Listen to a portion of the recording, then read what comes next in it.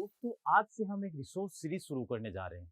इस सीरीज में उन चीजों पर बात होगी जिससे कि आपको कंटेंट को लेकर या फिर जो भी मटेरियल आपको क्या पढ़ना है उसको लेकर बहुत क्लियर थॉट हो। क्लियर थॉट का मतलब ये है कि फालतू के रिसोर्सेज के चक्कर में आप ना फंसें कि भाई ये नोट्स हैं वो नोट्स हैं यहाँ से मैं ले लूँ वहां से मैं ले लूँ। तो क्या ऑथेंटिसिटी होती है कुछ नोट्स की या फिर कुछ मटेरियल की वो मैं आपको बताऊंगा। प्लस एग्जाम में आपको ये पता होना चाहिए कि किस लेवल पर जाके सवाल पूछे जाते हैं। ये बात हम देख रहे हैं कि आरपीसी कोशिश कर रही है कि वो यूपीएससी वाला फ्लेवर ले आए, लेकिन उसको उस पे आने पे में पूरा आने में तो टाइम लगेगा। क्योंकि आरपीसी में जो पेपर बना रहे हैं, कम से कम उन लोगों को उस लेवल पे जाना पड़ेगा पहले। क्या वो उस लेवल के हैं कि नहीं है? एग्ज़ाम टफ है, लोग अच्छे हैं, लेकिन उसको कॉपी कर पाना, उस लेवल पर पहुँच पाना अपने आप में एक टास्क है। बहुत लोग डिकोड करने की कोशिश करते हैं यूपीएससी को, वैसे ही आरपीसी को भी डिकोड करने की कोशिश करते हैं। तो हम ये दावा नहीं करते कि हम पूरे तरीके से उसको डिकोड कर देंगे, लेकिन हमारी कोशिश है कि हम उसके ट्रेंड को समझें कि किसी भी टॉपिक में कौन-सी जगह पर जाके उन्होंने सवाल किया या फिर कौन से वाला उसका फेवरेट एरिया है, इस पर हम बात करने वाले हैं। प्लस उन चीज़ों को अच्छे से टैकल करने के लिए हमें कौन से रिसोर्सेज चाहिए, कौन सी चीज़ें पढ़नी चाहिए, हम उन पर बात करेंगे। तो चलिए शुरू करते हैं। देखो, ये सब देखने से पहले हमें ये पता होना चाहिए कि आप जिस लड़ाई को लड़ने जा रहे हैं, ये जो युद्ध है, आरएस बनने का जो युद्ध है या फिर ये जो लड़ाई है, कि इसमें कौन-सी चीज़ें काम आने वाली है, कौन से हथियार काम में आने वाले हैं। सिंपली अगर मैं बोलूँ तो अगर आप जिस किसी युद्ध को लड़ने जाएँगे तो आपको पता होना चाहिए ना कि वहाँ पर आपका दुश्मन कौन है। ये पता होना चाहिए ना कि आपको वहाँ पर जीतने के लिए आपको कितने प्रयास करने पड़ेंगे और फिर अगर अल्टीमेटली आपको जीत पाएँगे तो आप कैसे जीत पाएँगे। ये चीज़ें आपकी तैयार होनी चाहिए। तो उसी पर हम बात करेंगे। तो देखते हैं कि देखिए, पहला सवाल इसमें यह पूछा गया था 2 नंबर में कि भारत में कौन से 8 मूल उद्योग आधारभूत संरचना को कंट्रीब्यूट करते हैं। यानी कौन से मोटे-मोटे तौर पर कि उन 8 उद्योगों का नाम बताओ जो आधारभूत अवसंरचना में कोर उद्योगों की श्रेणी में दर्ज है। ये जो चीज़ है, जब आप इंडस्ट्री वाला चैप्टर चीज़ पढ़ते हो, इंडस्ट्री के बारे में पढ़ते हो कि इंडिया में इंडस्ट्रियल डेवलपमेंट कैसे हुआ, कौन-कौन सी पॉलिसीज़ आई, किस-किस तरह से स्ट्रैटेजी रही, मिनी रत्न क्या होते हैं, नवरत्न क्या होते हैं और औद्योगिक उत्पादन सूचकांक क्या होता है। तो ये वाली जो चीज़ है, ये इकोनॉमिक सर्वे में एज़ इट इज़ आपको मिल जाएगी। अगर आप इकोनॉमिक सर्वे में थोड़ा-सा भी दिमाग लगा के पढ़ते हो, तो आपको ये पता चल जाएगा। जैसे कि लक्ष्य आरएस का जो मटेरियल है, इकोनॉमिक सर्वे को लेकर उसमें और हमने अगर इस टॉपिक पर आए हैं, तो इस टॉपिक पे आगे के पीछे की जो चीज़ें हैं, छोटी-छोटी चीज़ें, उनके बारे में बताना किसी भी कंटेंट तैयार करने वाले की ज़िम्मेदारी कि वो आपको उसके बारे में बताए। तो वहाँ से ये सवाल हैंडल किया जा सकता था। फिर बाद में कि राजस्थान में जैव ईंधन के मुख्य स्रोत क्या हैं? ये भी बहुत सिंपल सा सवाल है। ये ज्योग्राफी में अगर आप ठीक से पढ़े होंगे तो भी आपको आ रहा होगा या फिर वैसे भी आ रहा होगा, बहुत ऊपर से आ रहा होगा। फिर बाद में पूछा गया कि भारतीय बजट में राजस्व व्यय की मुख्य मदों के बारे में बताइए। अब देखिए कि भारतीय बजट की मान लो कि राजस्व मदों के बारे में आपको नहीं पता है, लेकिन राजस्व मदें क्या होती है ये भी अगर आपको पता है, बेसिक जानकारी भी अगर आपको पता है कि भाई बजट क्या होता है और बजट में कहाँ का भी, चाहे राजस्थान का बजट हो, चाहे भारत का बजट हो, आय और व्यय, व्यय कौन-कौन से होते हैं, आय कौन-कौन सी होती है, राजस्व आय होती है, पूंजीगत आय होती है, राजस्व व्यय होता है, पूंजीगत व्यय होता है, तो उनके बारे में बात करनी थी। नाम लिखना था, सिर्फ 2 नंबर का सवाल है। फिर बाद में बात आती है कि राजस्थान कृषि प्रतिस्पर्धा परियोजना का उद्देश्य और इसको वित्त पोषित करने वाली संस्था का नाम बताओ। इकोनॉमिक सर्वे का सवाल है। आपको अच्छी तरह पता है कि इकोनॉमिक सर्वे से ये बात पूछी जाएगी। फिर बाद में सतत विकास को डिफाइन करना था। ये तो अपने आप में मल्टी डिसिप्लिनरी टॉपिक है। आप कहीं से भी इसको पढ़ लो। राजस्थान के सिलेबस में इसको इकोनॉमी में जगह दी गई है, तो इसका सवाल इकोनॉमी में पूछ लिया गया। फिर बाद में बात आती है बड़े वाले सवाल, 5 नंबर वाले सवाल। किसके बारे में पूछा? एमएसएमई के क्लासिफिकेशन के बारे में पूछा और हाल ही में रिसेंटली इसमें अमेंडमेंट हुआ था, इसका जो एक्ट है उसमें, इसलिए सवाल पूछ लिया गया। बहुत ईज़ी सा था, ठीक है? इसके कुछ ट्रिक भी हैं। ये भी जब हमने इकोनॉमिक सर्वे पढ़ा तो उसमें मैंने आपको बताया था, देखिए कि किस तरह से आप इसको याद रख सकते हो। कहाँ से जुड़ा हुआ सवाल है? इंडस्ट्री से जुड़ा हुआ सवाल है, ठीक है? इंडस्ट्री, बड़े उद्योग कौन से हैं, ठीक है? पेट्रोलियम को लेकर कौन-कौन से हैं? ये अलग-अलग सेक्टर को लेकर कि कौन से वाले कितना कंट्रीब्यूट करते हैं औद्योगिक उत्पादन सूचकांक में। एमएसएमई जो है वो कितना कंट्रीब्यूट करती है। जब आप इंडस्ट्री पढ़ते हैं तो ये वो चीज़ें हैं कि जो आपको सबसे पहले बता दी जानी चाहिए। वहाँ से सवाल पूछे जा रहे हैं। यानी कि अब तक आरपीएससी गहरे अंदर तक गोता नहीं लगाया उसने और कोई ज़्यादा ट्विस्ट भी नहीं है इनमें। सिंपल तरीके से पूछ लिया, कुछ नहीं ज़्यादा घुमाया। फिर बाद में राजस्थान की समर्थ योजना के क्या उद्देश्य हैं, ऊपर-ऊपर से पूछ लिया, ठीक है? फिर आगे देखिए, देश में नवीन रोजगार सृजन के लिए प्रधानमंत्री रोजगार प्रोत्साहन योजना के अंतर्गत नियोक्ताओं को क्या प्रोत्साहन दिए गए हैं, यानी कि रोजगार के लिए कौन सी पॉलिसीज लेके आ रही हैं, प्लस ये इंडस्ट्री का भी है। इंडस्ट्रीज जो हैं, कॉर्पोरेट जो हैं, उनको एक तरह से इंसेंटिव देने के लिए कि वो फॉर्मलाइज करें इकोनॉमी को, इसके लिए कौन कौन सी पॉलिसी सरकार उनको किस तरह से सपोर्ट कर रही है। साथ में रोजगार का भी काम हो रहा है, यानी कि ये योजनाओं वाले चैप्टर से जुड़ा हुआ सवाल है। फिर बाद में आती है राजस्थान निवेश प्रोत्साहन योजना, इकोनॉमिक सर्वे में भी है और वैसे करंट में भी ये चीज है कि इसकी मुख्य विशेषताएं बतानी कि इसमें क्या क्या है। ठीक है। विश्व बैंक के जलवायु परिवर्तन पर कार्य योजना 21-25, ये इकोनॉमी से पूछ जरूर लिया गया। ठीक है, वैसे ये इन्वायरमेंट का सवाल है और आरपीसी का जो सिलेबस है उसमें जलवायु परिवर्तन का जो टॉपिक है वो मेंस में डाल दिया गया है, तो इसे हमें पढ़ना चाहिए। बाकी ये सवाल एक तरह से हेलीकॉप्टर सवाल था जो कि जनरली लोग स्किप कर जाते हैं। हम क्या करते हैं कि मोटे मोटे कन्वेंशन पढ़ते हैं, मोटे मोटे जो भी एग्रीमेंट हैं क्लाइमेट के ऊपर उनको पढ़ते हैं, तो ये मोटे मोटे में नहीं आता।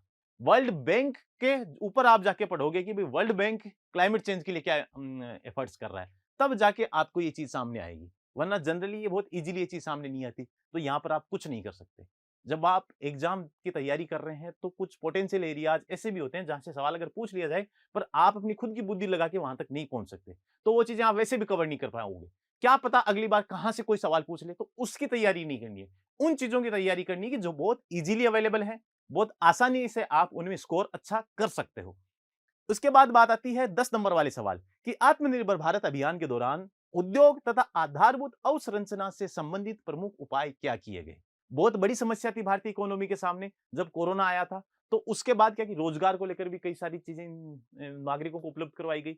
उद्योग जो इंडस्ट्री थी, जो इंडस्ट्री थी उसकी हालत खराब हो रही थी, सरकार चाहती थी कि वो ग्रो करे, सबकी हालत खराब थी, इनकम जीरो होने लग गई थी लोगों की, इंडिया की ओवरऑल जो ग्रोथ रेट है वो गिर गई थी, माइनस में चली गई थी। तो उसके लिए ऑब्वियस सी बात है कि सरकार ने सबसे पहले एक तरह से पैकेज की घोषणा की थी, 20 लाख करोड़ रुपए के पैकेज की घोषणा की थी। उसमें अलग अलग सेक्टर आ गए कि किसके लिए हम कितना देंगे, किसके लिए कौन सा हम देंगे। ठीक है, तो उनके ऊपर बात करनी थी, मोटा मोटा योजनाओं के बारे में आपको नाम लिखना था, उनके अंदर ज्यादा नहीं जाना था। कितनी सारी योजनाएं हैं वो आपको इसमें ठूसनी थी। अब इसके बाद में एक सवाल आया था, राजस्थान में महिला सशक्तिकरण के लिए मुख्यमंत्री के 7 सूत्री कार्यक्रम की बात करो। ये सवाल भी एक हेलीकॉप्टर सवाल था। ये एक जो बहुत पुरानी योजना थी, बहुत कार्यक्रम बहुत पुराना था और ज्यादातर लोगों ने समझा कि एक हाल ही में सरकार ने कुछ इनिशिएटिव लिए थे, वो टोटल 7 थे, तो उनके बारे में लिखा। तो ये भी एक ऐसा सवाल था कि जिसके बारे में लोगों को काफ़ी डिफ़िकल्टी देखनी पड़ी थी। योजनाओं से रिलेटेड सवाल है, सरकार की, राजस्थान सरकार की आज तक डेवलपमेंट के लिए कौन-कौन सी प्लानिंग रही है और उसमें कौन-कौन सी योजनाएँ आई हैं, तो आज से 15-20 साल पहले की आप एक बार थोड़ा-सा ध्यान कम देंगे, जो करंट में चल रही है उन पर ध्यान ज़्यादा देंगे, इसलिए ये भी थोड़ा हैंडल करने के लिए मुश्किल था। फिर उसके बाद में एक सवाल आता है, राजस्थान सौर ऊर्जा नीति की दृष्टि व विजन, यानी दृष्टि विजन एक ही बात है, वह प्रमुख उद्देश्यों को लिखिए। कहने का मतलब ये कि सौर ऊर्जा नीति है, उसके क्या उद्देश्य हैं। ये बहुत कॉमन सा सवाल था, बहुत इजीली अवेलेबल था और इकोनॉमिक सर्वे में अवेलेबल था। अब इस चैप्टर, ये जो सवाल है इनको आप देखते हो तो आपको ये साफ-साफ नजर आ रहा है कि 1-2 सवालों को छोड़ दें तो सारे सवाल इकोनॉमिक सर्वे से किए जा सकते हैं लगभग। लेकिन क्या इतना ही काफ़ी है? क्योंकि प्री में भी तो सवाल आते हैं। तो इतना काफ़ी, मैं कहूँगा कि इससे ज़्यादा भी हमें पढ़ना चाहिए। मैंने कहा ना कि आपकी तैयारी ऐसी होनी चाहिए कि किसी भी तरीके से, चाहे दुश्मन या सवाल, आप सवाल को दुश्मन एज़ ए दुश्मन ले लो, कि वो सवाल किसी भी तरीके से आपके द्वारा ऐसा किया जाना चाहिए कि जैसा कोई नहीं कर पा रहा। तब आप उस सवाल में सबसे ज़्यादा नंबर प्राप्त करेंगे। तभी आप अच्छे नंबर लेके आएँगे टोटल मिला के और तभी आप एक अच्छी रैंक लेके आएँगे। तो इसलिए कि हम ऐसा क्या करें कि जिससे कि हमारा ये डर दूर हो जाए, ठीक है? तो इसके लिए आपको पहले सिलेबस देखने की ज़रूरत है कि सिलेबस में देखिए कि एग्रीकल्चर से क्या कोई सवाल पूछा गया? एग्रीकल्चर से एक कृषि प्रतिस्पर्धा योजना के बारे में पूछा गया था और कि उसको वित्त पोषण कौन कर रही है। इंडियन इकोनॉमी के बारे में नहीं था, वो राजस्थान की योजना के बारे में पूछा गया था, तो राजस्थान की एग्रीकल्चर के बारे में था। इंडियन इंडियन इकोनॉमी से कुछ सवाल पूछे गए 2-2 नंबर के, जैसे इंडस्ट्री के बारे में पूछ लिया गया, ठीक है? सस्टेनेबल डेवलपमेंट जो था ये कॉमन टॉपिक था। उसके अलावा बाद में रोजगार प्रोत्साहन योजना के बारे में था, वो एक इंडिया की गवर्नमेंट की पॉलिसी है, तो उसके बारे में पूछ लिया गया। जो कोरोना के दौरान आत्मनिर्भर भारत अभियान के दौरान जो पैकेज दिया गया, उसमें कौन-कौन सी पॉलिसीज़ थी, कौन-कौन से उपाय थे, तो उसके बारे में पूछ लिया गया, यानी करंट पे बेस्ड था। अब बात आती है जो कंसेप्चुअल, इससे पिछले वाले एग्जाम में पूछे गए थे। तो इसलिए आप इनको छोड़ तो नहीं सकते क्योंकि एक-एक नंबर बहुत कीमती है। तो अब ये चीज़ें कहाँ से पढ़ी जाएँ? तो देखो, सबसे पहली चीज़ तो कि आपका पहला टारगेट होना चाहिए कि राजस्थान का इकोनॉमिक सर्वे आप पढ़ें। नंबर 1, यानी कि रिसोर्स नंबर 1 राजस्थान का इकोनॉमिक सर्वे, ठीक है? एग्जाम में जाने से पहले आपके जुबान पर होना चाहिए, रटा-रटाया होना चाहिए। अब फिर बाद में बात आती है कांसेप्ट पढ़ने की। तो इसमें सबसे बड़ा कन्फ्यूजन ये रहता है कि एनसीईआरटी पढ़ें कि राजस्थान बोर्ड की किताबें पढ़ें। तो भाई साहब, पहले ये देख तो लो कि क्या वो कवर कर पा रहे हैं। अगर एनसीईआरटी या फिर राजस्थान बोर्ड की पढ़ें, क्या सफिशिएंट है वो? तो देखो, आज हम देखते हैं कि राजस्थान बोर्ड की जो किताबें हैं उनमें कौन-कौन से टॉपिक हैं। 11वीं की लेते हैं। 11वीं की जो बुक है, इसका जो पहला सेक्शन है राजस्थान की, ठीक है, ये किसी काम का नहीं है, इसको आप बिल्कुल छोड़ दें पूरा।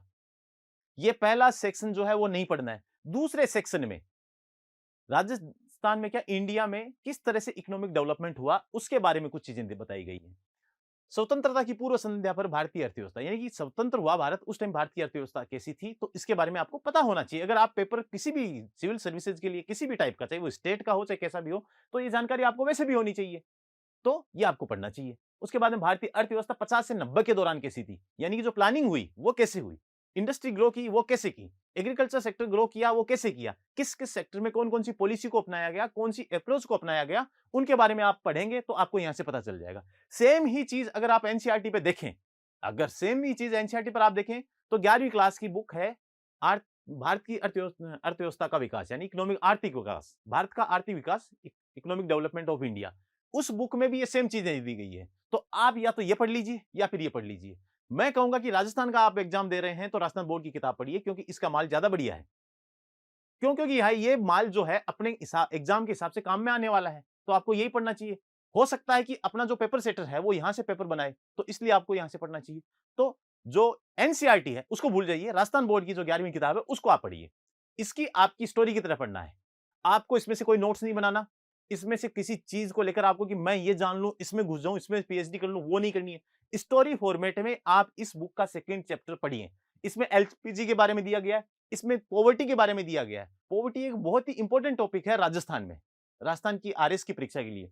बाद में ह्यूमन कैपिटल का, यानी कि जो मानव विकास के लिए जो भी योजनाएं हैं कौन कौन सी हैं, क्या क्या एफर्ट्स किए जा रहे हैं, उसके बारे में दिया गया। एक बेसिक अंडरस्टैंडिंग आपकी बनेगी अगर आप स्टोरी फॉर्मेट में पढ़ेंगे तो। फिर में बात आती है ग्रामीण विकास की, रूरल डेवलपमेंट के लिए क्या क्या प्रयास किए गए हैं। फिर बाद में रोजगार संवर्धी, अनौपचारीकरण व अन्य मुद्दे, यानी रोजगार से जुड़े कौन से मुद्दे, उनके बारे में आपको मोटा मोटा पता चल गया। आधारभूत अवसंरचना के बारे में पता चल गया। पर्यावरण व धारणीय विकास, जो सतत विकास वाला जो अड़ंगा था, जो आया था एग्जाम में, उसको आप यहां से कर सकते थे। एक अंडरस्टैंडिंग आपके अंदर डेवलप हो, आइडिया तो हो कि भाई सतत विकास होता क्या है, पर्यावरण क्या होता है, पर्यावरण के सामने समस्याएं क्या है, अगली पीढ़ी क्या होती है, आज की पीढ़ी के लिए हमें क्या करना है, आगे वाली पीढ़ी के लिए हमें क्या करना है, मोटा मोटा आइडिया आपको पता हो। भारत व इसके पड़ोसी देशों के साथ तुलनात्मक विकास का अनुभव, ये चैप्टर जो है आप छोड़ सकते हैं, इसका कोई लेना देना नहीं है। ये जो 4 5 9 चैप्टर तक है, ये 9 चैप्टर आपको पढ़ने हैं। 11वीं क्लास में सेकंड पार्ट में 1 से लेकर 9 तक के चैप्टर आपको स्टोरी फॉर्मेट में पढ़ने हैं। फिर बाद में आइए आप 12वीं क्लास के ऊपर। 12वीं क्लास में क्या है कि देखो, पहले ऊपर का छोड़ दीजिए, ये वही आ गया। खैर, हाँ, इसके बाद में आप ऊपर का छोड़ दीजिए। ये जो है इकोनॉमी में जिनको इकोनॉमिस्ट बनना है, जिनको अर्थशास्त्री बनना है, उनके लिए है, आपके किसी काम का नहीं है। पहला सेक्शन, पहला भाग। दूसरे भाग में आप आइए, दूसरे भाग में भी समष्टि अर्थशास्त्र का परिचय। जो इकोनॉमी का जो सिलेबस है उसमें सबसे पहला टॉपिक ये है अर्थव्यवस्था के मूलभूत सिद्धांत। तो अर्थव्यवस्था के मूलभूत सिद्धांतों के बारे में आपको यहां से पता चलेगा। ठीक है, तो आपको यहां 1 से लेकर 6 तक के, आपको 1 से लेकर 6 तक के चैप्टर पढ़ने हैं। इसमें देखिए मुद्रा और बैंकिंग के बारे में दिया गया है, राष्ट्रीय आय के बारे में दिया गया है, आय व रोजगार का निर्धारण जो चौथा चैप्टर है, इसको आपको नहीं पढ़ना है। इसमें दूसरे वाले सेक्शन में आपके चौथा वाला चैप्टर को नहीं पढ़ना है। पहला पढ़ना है, दूसरा पढ़ना है, तीसरा पढ़ना है, पांचवा पढ़ना है और छठा पढ़ना है। छठे से आपको क्या कि थोड़ा आइडिया मिलेगा कि ओपन इकोनॉमी क्या होती है। यानी कि एनसीईआरटी या फिर आरबीएससी में से आपको चुनना हो तो आपको आरबीएससी चुननी है। आरबीएससी में जो 11वीं की कक्षा है उसमें 1 से लेकर 9 तक के सारे चैप्टर आप पढ़ लें स्टोरी फॉर्मेट में, और ये भी आपको स्टोरी फॉर्मेट में पढ़ने हैं, क्योंकि ये सफिशिएंट नहीं होंगे, क्योंकि ये 12वीं कक्षा के लेवल के हिसाब से बनाए गए थे। यहां पर आपको उससे आगे के लेवल की नॉलेज भी चाहिए, तो वो बाद में आपको वैल्यू एडिशन के लिए आगे चीजें आती हैं। 2 चीजें मैंने आपको बता दी, तीसरी मैंने आपको इकोनॉमिक सर्वे बता दिया था। अब तीसरी चीज आती है बाद में कि अब आप वापस सिलेबस को देखिए कि सिलेबस में क्या क्या दिया गया है। देखिए, सेंट्रल स्टेट फाइनेंशियल रिलेशन और फाइनेंस कमीशन के साथ जो संबंध है, वित्तीय संबंध है, वित्त आयोग है, इसके बारे में ज्यादा सूचनाएं नहीं दी गई हैं, ये आपको बाहर से पढ़ना पड़ेगा। इन्फ्लेशन को लेकर करंट से रिलेटेड जो चीजें हैं वो आपको बाहर से पढ़नी पड़ेंगी। उसके बाद में बजटरी ट्रेंड्स और राजकोषीय नीति आजकल कैसे चल रही है, इसके बारे में आपको आज करंट से लेकर आपको अपडेट रहना पड़ेगा। तो इसके लिए जरूरत पड़ती है फिर नोट्स की और वैल्यू एडिशन की। तो ये वैल्यू एडिशन आप चाहें तो जो मार्केट में जिसके भी ट्रस्ट करने लायक नोट्स हैं आप उन पे भी जा सकते हैं। ये मैं नहीं कहूंगा कि भाई मेरे ही नोट्स आप पढ़ें, आपको मेरे अच्छे लग रहे हैं तो मेरे पढ़िए, आपकी डिमांड कहां से फुलफिल हो रही है। और मैं ये कहूंगा कि डिमांड भी आपकी नहीं होनी चाहिए, आरपीएससी की डिमांड कहां से पूरी हो रही है वो नोट्स पढ़िए। आज की बदलती परिस्थितियों में कौन सी ऐसे नोट्स हैं जो उन नोट्स को फुलफिल करते हैं, तो उसको पढ़िए। देखिए, मैंने आज तक अगर इकोनॉमी को देखा है और यूपीएससी के हिसाब से जब पढ़ा है, तो मुझे ऐसा लगता है कि जो मृणाल सर हैं, उनके नोट्स जो थे, वो यूपीएससी की डिमांड को सबसे ज्यादा पूरा करते हैं। बाकी नोट्स आते रहते हैं मार्केट में, कभी कोई आ गया, कभी कोई आ गया। उनके नोट्स जो हैं, वो टू द पॉइंट। उनमें एक कमी भी है कि वो सबसे ज्यादा बड़े नोट्स हैं, बहुत ज्यादा बल्कि हैं, और केवल इंग्लिश मीडियम में है, हिंदी मीडियम में नहीं है। तो हिंदी मीडियम वालों को दिक्कत आती है। तो खैर, हिंदी मीडियम के लिए अलग से आरएस के कुछ दिनों में नोट्स आई जाएंगे, उन पे काम चल रहा है। इवन मैं खुद लिख रहा हूं उन नोट्स को, और जहां से भी जब उनको करंट के साथ भी अपडेट कर रहा हूं, तो भाई साहब अच्छे मटेरियल के लिए, यानी कि अच्छे माल के लिए आपको इंतजार तो करना ही पड़ेगा। ठीक है? तो ये थी हमारी रिसोर्स सीरीज पे पहला वीडियो, जिसमें हमने इकोनॉमी के बारे में बात करी। वर्ल्ड इकोनॉमी जो है, इसके बारे में आपको मोटा मोटा करंट से अपडेटेड रहना है, और कुछ फैक्चुअल इंफॉर्मेशन है, जैसे कि वर्ल्ड बैंक की फैक्चुअल इंफॉर्मेशन होगी, आईएमएफ की फैक्चुअल इंफॉर्मेशन होगी, यानी उनका स्ट्रक्चर क्या है, उनका मुख्यालय क्या है, कौन कौन लोग उसमें काम कर रहे हैं, इस टाइप की इंफॉर्मेशन आपको चाहिए। ठीक है? और बाद में राजस्थान की इकोनॉमी जो है, वो राजस्थान की ज्योग्राफी के समान ही है, और इकोनॉमिक सर्वे उसको पूरा कवर करता है। तो मैं उम्मीद करता हूं कि आपको ये बात बहुत अच्छे से समझ आई होगी कि भाई हमें कौन सी चीजों को पढ़ना चाहिए। तो आपके पास टोटल 5 रिसोर्स हुए। इन 5 रिसोर्स के अलावा आपको कहीं भी नहीं जाना है। कहीं भी नहीं जाना है तो मतलब कहीं भी नहीं जाना है। और उसके बाद तो आपके कहीं से आ भी गया ना सवाल, तो कोई भी हो, मैं तो ये कहूंगा कि उसको भी करने में दिक्कत आएगी। जैसे कि इस बार जलवायु कार्य योजना के बारे में पूछा था विश्व बैंक की, बहुत लोगों को नहीं पता था, बहुत लोगों के लगभग लगभग को नहीं पता था, सब तुक्का मार के आए थे सब। और कोई कह रहा नहीं कि मेरे को आता था, झूठ बोल रहा है वो। और दूसरा, बाद में जो 7 सूत्री कार्यक्रम था मुख्यमंत्री का, वो भी लगभग लगभग को नहीं आता था। ठीक है? सबने तुक्का मारा, अगर किसी का तुक्के से सही चला गया तो ठीक है, और पेज भर दिया तो हो सकता है किसी ने 2 नंबर वैसे भी पकड़ा दें एग्जामिनर के। ठीक है भाई, बच्चे ने इतनी मेहनत करी है, तो चलो ठीक है 2 नंबर ले दो। ठीक है? बस इससे ज्यादा कुछ नहीं होने वाला उस वाले क्वेश्चन में। ठीक है? तो 5 मटेरियल तक स्टिक होके रहो, आप इकोनॉमी में अच्छा कर जाओगे। धन्यवाद।